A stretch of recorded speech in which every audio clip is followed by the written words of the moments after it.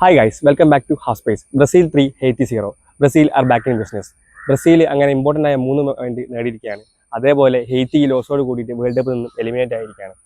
ഈ മാച്ചിനെ പറ്റി പറയുകയാണെങ്കിൽ കഴിഞ്ഞ മാച്ച്, അതായത് മൊറോക്കോക്കെതിരെയുള്ള മാച്ചിൽ നിന്നും 2 ചേഞ്ചസുമായിട്ടാണ് കാർലോ ആഞ്ചലോട്ടി ഈ പ്രാവശ്യം ബ്രസീലിനെ ലൈനപ്പ് ചെയ്യുന്നത്. 6 പേര് ഡാനിലോവും അതേപോലെ തന്നെ മത്യൂസ് കുഞ്ഞിൻ്റെ കാര്യം എസ്പെഷ്യലി പറയുകയാണെങ്കിൽ പുള്ളി വന്നതോട് കൂടിയിട്ട് മാച്ചിൽ കുറച്ചുകൂടി ലിങ്കപ്പ് പ്ലേ അടിപൊളിയാവാണ്. ഫ്രണ്ട് ത്രീ നല്ല രീതിയിൽ തന്നെ എഫക്റ്റീവായിട്ട് വർക്ക് ചെയ്യാൻ ബ്രസീലിന് വേണ്ടിയിട്ട്. തുടക്കം മുതൽ തന്നെ ബ്രസീൽ നല്ല രീതിയിൽ പൊസിഷൻ കൺട്രോൾ ചെയ്താണ് കഴിച്ചത്.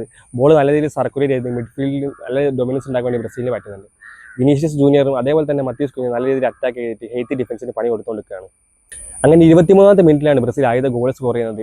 മത്യൂസ് കുഞ്ഞാണ് ബ്രസീലിന് വേണ്ടി ആ ഗോൾ സ്കോർ ചെയ്യുന്നത്. ഈ ഗോളിൻ്റെ ഇമ്പോർട്ടൻസ് എന്താണെന്ന് വെച്ച് കഴിഞ്ഞാൽ ഹെയ്ത്തി 5-4-1 എന്ന് പറഞ്ഞൊരു അൾട്രാ ഡിഫൻസീവ് ലൈനപ്പായിട്ടാണ് ഈ കളിയിൽ കാണുന്നത്. അപ്പോൾ കഴിഞ്ഞ കളിയിൽ സ്കോട്ട്ലൻഡുമായിട്ട് ഹെയ്ത്തി തോറ്റതാണ്.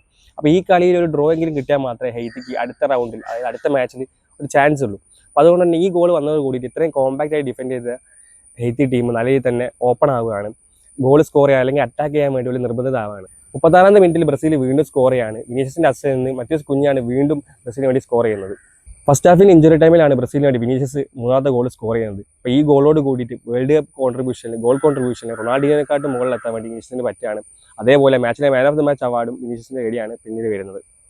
ഫസ്റ്റ് ഹാഫിൽ നടന്ന വേറൊരു ഇമ്പോർട്ടൻറ്റ് മൊമെന്റ് എന്താണെന്ന് വെച്ച് കഴിഞ്ഞാൽ റഫീഞ്ഞയ്ക്ക് ഇഞ്ചുറി പറ്റുന്നതാണ്. റഫീഞ്ഞയ്ക്ക് ഇഞ്ചുറി പറ്റി പുള്ളിക്കാരെ സബ്സ്റ്റിറ്റ്യൂട്ട് ചെയ്യാണ്. പകരം റാനാണ് ഇഞ്ചുറി പറ്റി റഫീഞ്ഞയ്ക്ക് പകരം ടീമിലേക്ക് വരുന്നത്. സെക്കൻഡ് ഹാഫിലും ബ്രസീൽ നല്ല രീതിയിൽ തന്നെ കളിക്കുന്നുണ്ട്. സബ്സ്റ്റിറ്റ്യൂട്ടായിട്ട് വന്ന ഗബ്രിയേൽ മാർട്ടിനിൽ നല്ല രീതിയിൽ പെർഫോം ചെയ്യുന്നത് നമ്മൾ കാണുകയാണ്. അതേപോലെ തന്നെ ബ്രൂണോ ഗുമേറസിന് പകരം എഡേഴ്സൺ വരുന്നുണ്ട്. എഡേഴ്സൺ നല്ല രീതിയിൽ തന്നെ പെർഫോം ചെയ്യുന്നുണ്ട്. അതേപോലെ എൻട്രിക്കിൻ്റെ വേൾഡ് കപ്പ് ഡെബ്യൂ നമുക്ക് കാണാൻ പറ്റുകയാണ്. അങ്ങനെ ഈ മാച്ചിൽ വിന്നോട് കൂടിയിട്ട് ബ്രസീൽ ഗ്രൂപ്പിൽ ഫസ്റ്റ് എത്തുകയാണ്. മൊറോക്കോയ്ക്കും സെയിം 4 പോയിന്റ് തന്നെ ഉണ്ട്. പക്ഷേ ഗോൾ ഡിഫറൻസിൻ്റെ വ്യത്യാസത്തിലാണ് ബ്രസീൽ ഇപ്പോൾ 1-ാം സ്ഥാനം നിൽക്കുന്നത്. ഇനി അടുത്ത മാച്ച് സ്കോട്ട്ലൻഡുമായിട്ടാണ് ബ്രസീലിന് വരുന്നത്. അപ്പോൾ ആ മാച്ചോട് കൂടി ആരാണ് ഗ്രൂപ്പിൽ ഫസ്റ്റ് ഫിനിഷ് ചെയ്യുക, സെക്കൻഡ് ഫിനിഷ് ചെയ്യുക നമുക്ക് അറിയാൻ പറ്റും. പിന്നെ ബ്രസീലിലെ ഏറ്റവും ആൻറ്റിസിപ്പേറ്റ് ആയ പ്ലെയർ ഓഫ്കോഴ്സ് നെയ്മറാണ്. നെയ്മർ ഈ മാച്ചിൽ സ്റ്റാർട്ട് ചെയ്തിട്ടില്ല. പക്ഷേ ഈ മാച്ച് കഴിഞ്ഞിട്ടുള്ള പ്രസ് കോൺഫറൻസിൽ കാർലോ ആഞ്ചലോട്ടി അടുത്ത സ്കോട്ട്ലൻഡിനെതിരെയുള്ള മാച്ചിൽ നെയ്മർ ഫുള്ളി ഫിറ്റ് ആയിട്ട് ടീമിലേക്ക് വരും എന്ന് പറഞ്ഞിട്ടുണ്ട്.